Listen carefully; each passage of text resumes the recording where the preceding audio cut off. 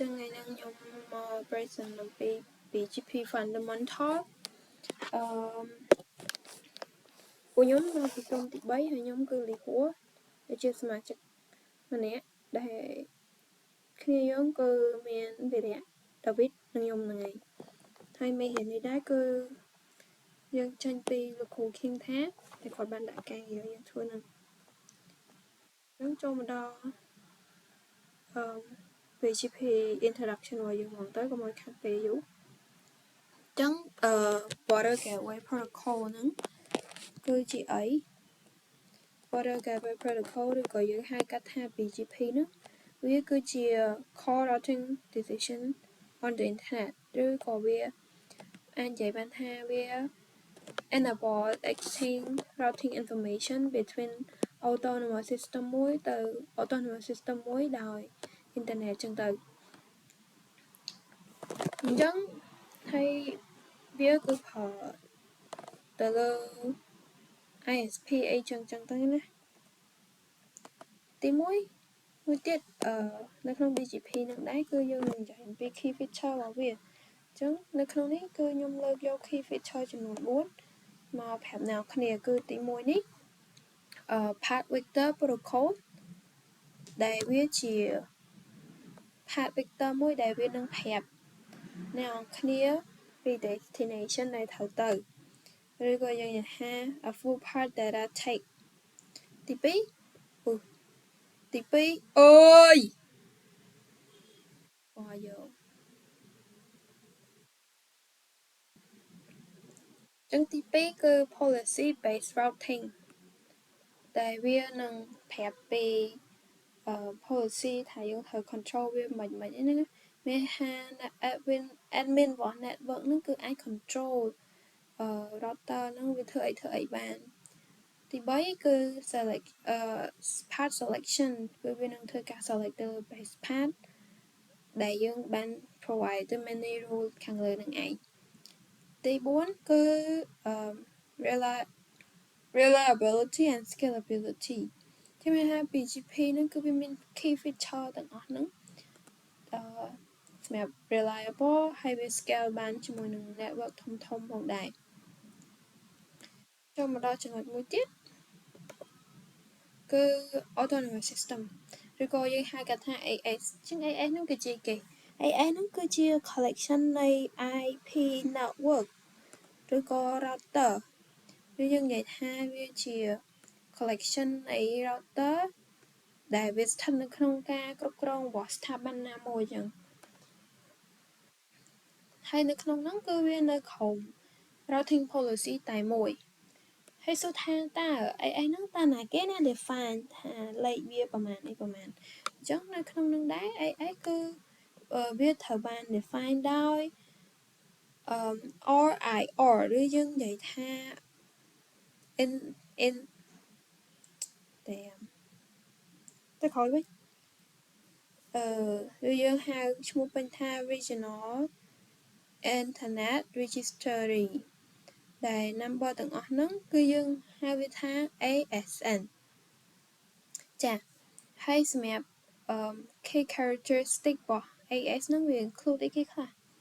អញ្ចឹងវា include ទៅជា single routing policy ដែលវានឹងប្រាប់ថាធ្វើម៉េចដើម្បី manage ទៅលើ traffic របស់យើងហើយអាច communicate ជាមួយនឹង autonomous system ណាមួយផ្សេងទៀតចឹងទៅមួយទៀត border router ដែលវានឹង connect AS មួយទៅ AS មួយទៀតពី protocol BGP នឹងឯងហើយ unit ASN ហ្នឹងគឺយើងត្រូវតែដឹងព្រោះថា AS មួយវាអាចជន់ AS វាលេខវាអាចជន់គ្នាបានទេព្រោះយើងត្រូវតែ define ពី RIR យើងនិយាយខាងលើហ្នឹងមិញឯងហើយវា characteristic មួយទៀតគឺ internal connectivity របស់ AS ហ្នឹងអញ្ចឹងនៅក្នុង AS ហ្នឹងគឺវាមាន connection គ្នាដោយប្រើប្រាស់ protocol IGP ដែលយើងដឹងហើយថា IGP វាមានអីនៅក្នុងហ្នឹងដូចជា OSPF ISIL ក៏ RIP ចឹងទៅហើយចុងក្រោយគឺយើងអាច peering វាបាន មានថាយើងអាចភ្ជាប់ autonomous system ហើយនឹង autonomous system មួយទៀតដើម្បី exchange routing information ឲ្យគ្នាអញ្ចឹងទៅចាអញ្ចឹងចូលដល់ចំណុចបន្ទាប់គឺយើងនិយាយពី RIR ឬក៏យើងដឹងហើយថាវាជា Regional Internet Registration ហ្នឹងគឺវាជា organization មួយដែលវាធ្វើការទៅលើallocation និង registration នៃ internet number អញ្ចឹងទៅសម្រាប់ religion ផ្សេងគ្នាអញ្ចឹងខាងក្រុមនេះគឺជា worldwide OIR ទាំង5ហើយខ្ញុំនឹងនិយាយ5ដល់គ្នាអញ្ចឹងនៅក្នុងពិភពលោករបស់យើងគឺវាមាន5 OIR ហ្នឹងអញ្ចឹងទី1 ASRIN American Registry of Internet Number អញ្ចឹងវាសទៅនៅក្នុង United States Canada ហើយនិង Caribbean ហើយនិង North Atlantic Icelandic ហើយសម្រាប់RIP NCC គឺវាសនៅ Europe Middle East ហើយនិង part of Central Asia មួយទៀត Appendix ដែលយើងធ្លាប់ឮជាប្រចាំគឺវាសនៅក្នុង Asia របស់យើងហ្នឹងអាស៊ីយើងហ្នឹងអូស្ត្រាលីហើយNew Zealand ក៏ដូចជាសមុទ្រ Pacific ចឹងទៅមួយទៀតទី4 Latin America and Caribbean Network Information Center វាសទៅនៅក្នុង Latin America ហើយនិង Caribbean នេះចុងក្រោយគឺ African Network Information Center វាសទៅនៅក្នុងអាហ្វ្រិកាក៏ដូចជាតំបន់ឥណ្ឌាសមុទ្រឥណ្ឌាមហាសមុទ្រឥណ្ឌាចូលមកដល់ចំណុចទី 1.4 type នៃ BGP ដូចអ្នកនរគ្នាដឹងហើយថា BGP វាមានពីរប្រភេទ type របស់វាគឺ IBGP និង EBGP IBGP ហ្នឹងគឺ Internal Gateway Border Gateway Protocol ដែលវានឹងធ្វើការ pairing ជាមួយនឹង Autonomous System តែមួយដូចអ្នកនរគ្នាមើលទៅកាន់រូបខាងស្ដាំដៃទៅគឺវាមាន Autonomous System AF number វាមានតែមួយទេវា exchange information ទៅលើគ្នានឹងតែលើ AF តែមួយទេសម្រាប់ external EBGP គឺវានឹងធ្វើការ pairing between autonomous system ផ្សេងគ្នាដូចនៅក្នុងរូបនឹងដែរគឺ AS 100វានឹងធ្វើការ connect ទៅ AS 200ចឹងទៅអញ្ចឹងនេះគឺជាភាពខុសគ្នារបស់ប្រភេទនៃ BGP ចាចូលចំណុចបន្ទាប់គឺ ASN representation ដែលនេះគឺគ្រាន់តែបង្ហាញអំពីAS number របស់យើងទេថានៅក្នុងការ config ហ្នឹងគេទៅសេមិនខ្លះអញ្ចឹងជាទូទៅវាមាន as plan as store និង as store first អញ្ចឹង as plan យើងធ្វើការ config រាល់ដងហ្នឹងគឺវា simple យើងប្រើលេខ decimal របស់យើងហ្នឹងដាក់ទៅ100 200ឬក៏10 20អញ្ចឹងដាក់តាមចិត្តយើងទៅហើយសម្រាប់ as start វាផ្សេងពីហ្នឹងអញ្ចឹងជាឧទាហរណ៍បើសិនជាអ្នកគ្នាមានលេខ as plan 14 9955 70 9574ចុះអើយ44 47ហ្នឹងអ្នកគ្នាអាចសរសេរជាប្រភេទ as start នឹងតាមរូបមន្តដូចជាឥឡូវយើងត្រូវការ integer សិនហើយយើងយក as plan ហ្នឹងយកលេខហ្នឹងទៅចែកនឹង65 536ហ្នឹងទៅយើងចេញ integer ហើយអញ្ចឹងយើងទុក integer ទុកម្លេចសិនបន្ទាប់មកយើងទៅហៅ reminder សិន reminder ហ្នឹងយើងយកលេខដែលយើងចង់ធ្វើនឹងទៅដែរយកទៅដកនឹងកតាយក integer គុណនឹង5 65 536នឹងទៅឃើញ reminder ហើយបន្ទាប់មកយើងទទួលបាន as dot ហ្នឹងហើយអញ្ចឹងយើងអាចទៅសេជាលេខ as dot ក៏បានឬក៏លេខ as plan ក៏បានចាចូលមកដល់ចំណុចបន្ទាប់ទៀតគឺ BGP message អញ្ចឹងនៅក្នុងការធ្វើ BGP ហ្នឹងគឺវាមាន message message 4ទី1គឺ open មាន start session ឲ្យគ្នាទី2គឺ keep alive យើងនៅតែបន្ត connected ហ្នឹងគឺត្រូវតែ keep រហូតហ្នឹងហើយបន្តមកទៀតគឺយើងនឹងធ្វើការ update ដើម្បី advertise route នឹងថាឥឡូវខ្ញុំទៅដល់ណាហើយខ្ញុំទៅដល់នេះចង់ចាញ់ពីមួយទៅមួយចឹងទៅហើយសម្រាប់ទី4គឺ notification គឺជា message ដែលនឹងបញ្ជាក់ប្រាប់ nào kia tha ở vì error ឬក៏វាមាន issue អីអត់ចឹងអានេះគ្រាន់តែជាប្រភេទ message នៅក្នុង BGP ហ្នឹងទេចាចឹងចូលមកដល់ចំណុចបន្ទាប់គឺ BGP neighbor state ចឹងនៅក្នុងការ connect គ្នាពី router មួយទៅ router មួយទៀតហ្នឹងគឺវា go through ជាមួយនឹង six state ទាំងអស់ហ្នឹងតែ state ទី1ហ្នឹងគឺ IDOT ដែល router ហ្នឹងវាអត់តដំណើរការអីទេទី2វាចាប់ផ្ដើមដំណើរការហើយ connect គ្នាដើម្បី hold connection ហ្នឹងបន្តមកទៀតគឺវា active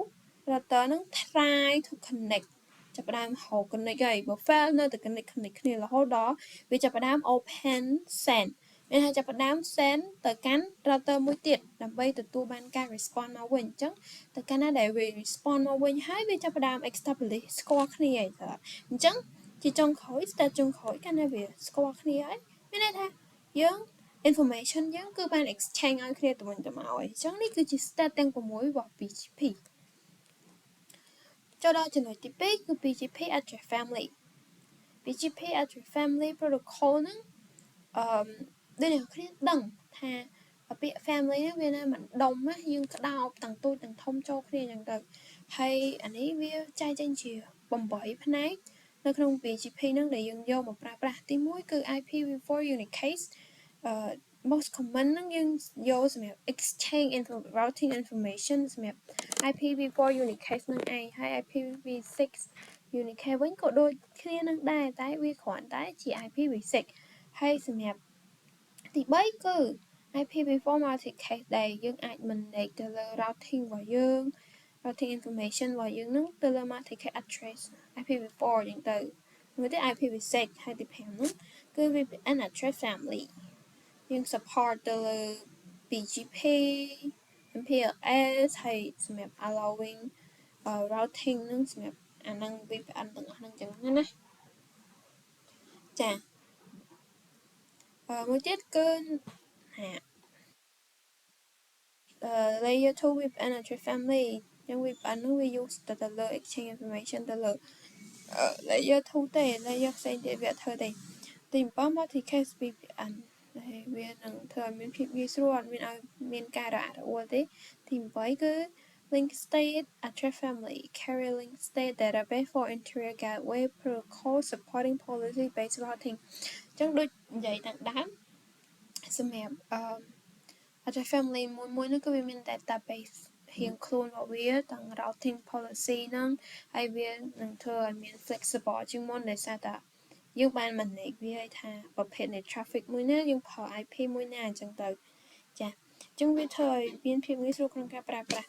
ចូលដល់ចំណុចទី3 BGP perfect advertisement អញ្ចឹងដោយពាក្យ advertisement ហ្នឹងគឺមានថាផ្សព្វផ្សាយហើយ perfect ហ្នឹងខាងចុងអញ្ចឹងយើងនឹងប្រាប់តែថាប្រាប់តគ្នាទៅខាងចុងប្រាប់យើងមិនមែនប្រាប់ពីខ្លួនយើងប្រាប់ទៅអ្នកមួយទៀតដែលនៅចុងយើងដែលនៅជាប់យើងចឹងទៅអញ្ចឹងBGP នៅក្នុង BGP ហ្នឹងអូខេអញ្ចឹងនៅពេលដែល network command ហ្នឹងធ្វើបាន configuration BGP វានឹងដូចយើងមើលក្នុងរូបហ្នឹងទៅវា network segment ហ្នឹងវាចាប់ផ្ដើមទៅ check ទៅលើ RIP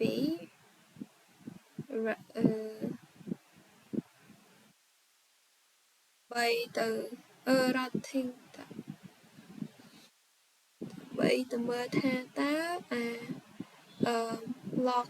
RIP ហ្នឹងវាមិនអីយើងទៅ check មើលនឹងសិនហើយបន្ទាប់មកទៅ verify សិនបើសិនជាឲ្យ verify ទេវាអត់ទៅទៀតទេតែបើ verify ហើយវា verify ហើយបានវាចេញទៅខាងក្រៅអញ្ចឹង routing វាចាប់ផ្ដើម peer កន្លែងនេះខ្ញុំសូមបញ្ជាក់បន្តិចសម្រាប់perfect advertise ហ្នឹងមានថា router ហ្នឹងវាព្យាយាមផ្សព្វផ្សាយ test perfect ទាំងអស់ហ្នឹងទៅកាន់ router មួយទៀតដែលវាអាចឲ្យ network ហ្នឹង can be reach មានន័យថាវាបានទៅដល់គ្នាចាអញ្ចឹងដើម្បីឲ្យ perfect ហ្នឹងវា go through ជាមួយអាហ្នឹងទៅបានតើតែវាត្រូវឆ្លងកាត់tab ផ្សេងមួយចំនួនដូចជា ADJ OIPN ហើយមួយទៀត log OIB ហើយនឹង ADJ OIB out មុននឹងធ្វើការ send out អញ្ចឹងវាត្រូវការឆ្លងកាត់ tab bar ទាំងអស់នឹងសិនបានវាទៅខាងក្រៅបានអញ្ចឹងដូចនិយាយហើយគឺវាត្រូវទៅកាត់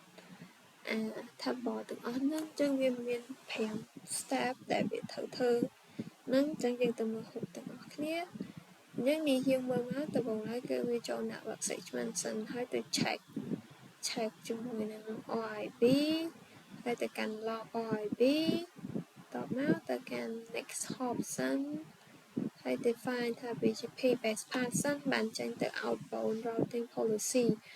បើចេញទេវាទៅរហូតទេអញ្ចឹងចាប់ផ្ដើមទៅបានទៅកាន់ tab មួយទៀតគឺ AD JOIB out អញ្ចឹងមិនទៅវាទៅបានធ្វើការ peering កើតចុះមកដល់ចំណុចទី4 BGP path attribute អញ្ចឹងឡើយហ្នឹងគឺជា path attribute ហ្នឹងគឺជាអីគឺជា extra page information ដែលធ្វើឲ្យ BGP យើងហ្នឹងទៅរកផ្លូវដែលល្អមែនថាយើងត្រូវដឹងថាវាទៅណាបានល្អវាមានន័យថាវាមានព័ត៌មានគ្រប់គ្រាន់ដើម្បីឲ្យ BGP យើងទៅកន្លែងមួយទៅផ្លូវមួយដែលអាចទៅដល់ destination យើងហ្នឹងបានយ៉ាងងាយស្រួលអញ្ចឹង several type of BGP path attribute វាមាន include ជាមួយនឹង well known mandatory attribute អាកន្លែងហ្នឹងគឺយើងត្រូវតែដឹងហ្មងថាចែកបានវាទៅបើអត់ដឹងអាហ្នឹងគឺវាអត់ស្គាល់ទេ discretionary attribute this attribute are recognized by all BGP routes but are not required to be present in BGP routing update មានថាពួកអាហ្នឹងក៏ត្រូវតែចាំបាច់ស្គាល់ដែរប៉ុន្តែមិនបាច់ចាំត្រូវ requirement ថាត្រូវតែ update រហូតទេអញ្ចឹងវាអត់អីទេតែវាមិនមែនជា optional ទេចូលមកដល់ចំណុចមួយទៀតបានត្រូវ optional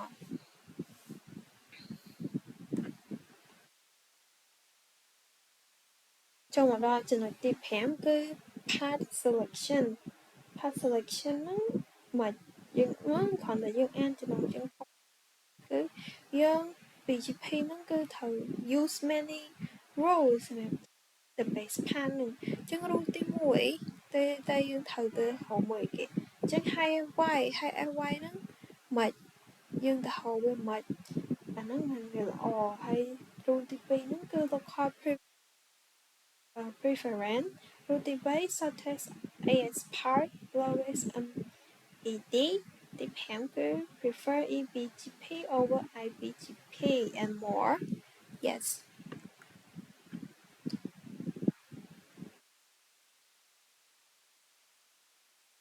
path selection ដូចគ្នានេះគ្រាន់តែគេបង្ហាញពីអីមួយតែពីលើមិនទេគឺ why របស់វា choose the route to perfect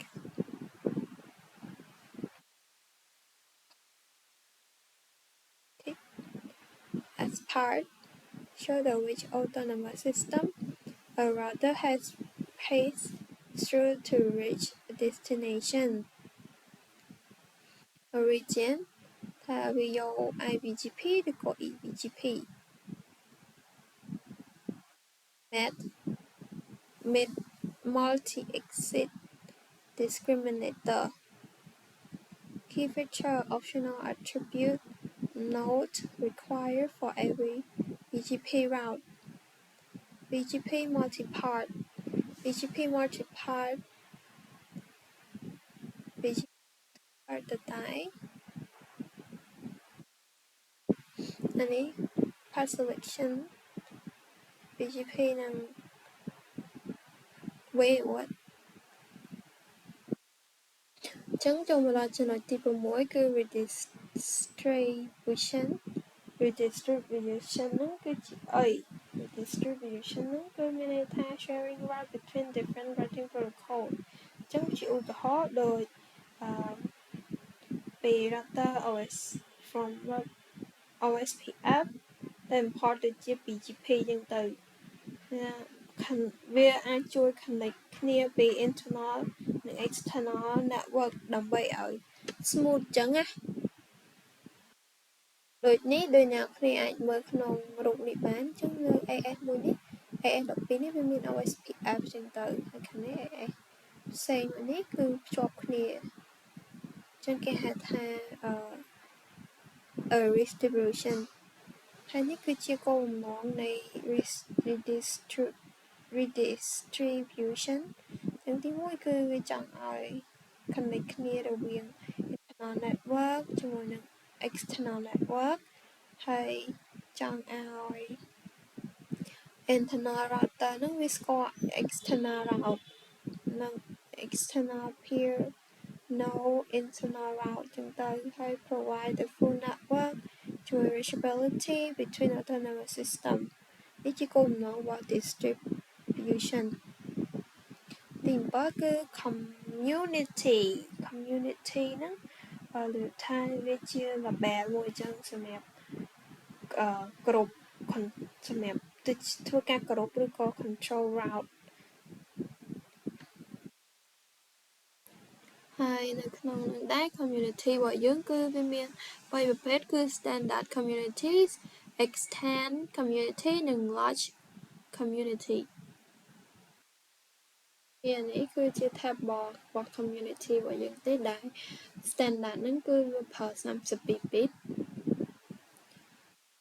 extend 64 bit ហើយ large ហ្នឹង96 bit ចា៎By default, BGP has followed for a well-known community standard that can be used to make prefix ទី1 Internet ទី2 Local AS ទី3 Non-Advertised ទី4គឺ No Export Internet ហ្នឹងគឺ advertise this route to all the neighbor សម្រាប់ local វិញគឺ prevent sending router to outside ហើយសម្រាប់ local AS ជាមួយនឹង confederation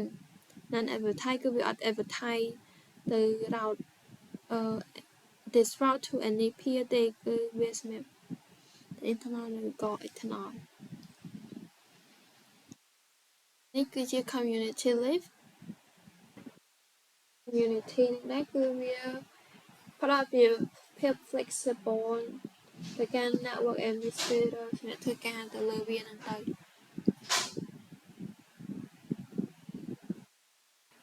នៅទី9គឺយើងចូលមកដល់ BGP loop prevention អញ្ចឹងនៅក្នុង BGP ហ្នឹងគឺវាអត់ឲ្យមាន loop កើតឡើងទេគឺវាធ្វើការ prevent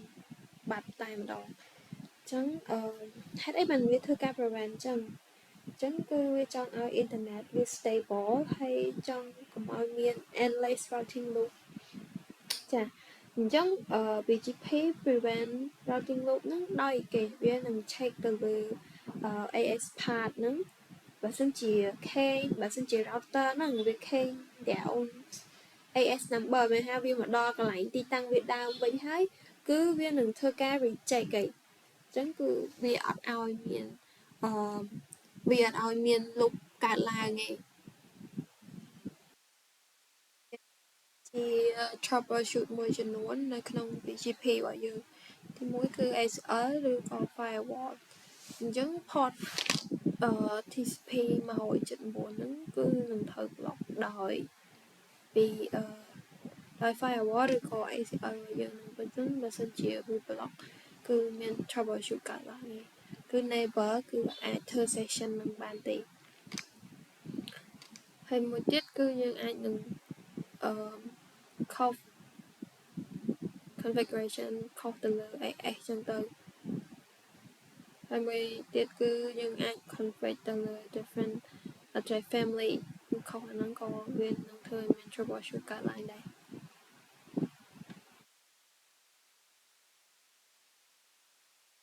នេះហើយឈប់ conclude មួយសិនសម្រាប់ conclusion មកវិញថា BGP គឺជាបេះដូងនៃ internet routing ព្រោះវាជាហើយយើងភ្ជាប់ពីតំបន់មួយទៅតំបន់មួយពី ISP មួយទៅ ISP មួយទៀតអញ្ចឹងវានឹង Để sao tớ biết đểសម្រាប់ចិត្តថា data នឹងត្រូវទៅដើរតាមផ្លូវណាដើម្បីឲ្យវាមានភាពងាយស្រួលឬក៏ភាពល្អប្រសើរហើយវា follow ទៅតាម rule ហ្នឹងដែរអញ្ចឹងការដែលយល់ដឹងពី BGP ហ្នឹងគឺជួយយើងមែនតើសម្រាប់ manage ទៅលើ network ធំក៏ដូចជា internet communication ឲ្យ internet communication ហ្នឹងឲ្យវាមានភាព smooth មានថាងាយស្រួលប្រើប្រាស់អញ្ចឹងណាអញ្ចឹងអាហ្នឹងគឺជាអីពី BGP អញ្ចឹងខ្ញុំមានតែប៉ុណ្្នឹងទេអរគុណជំរាបលា love you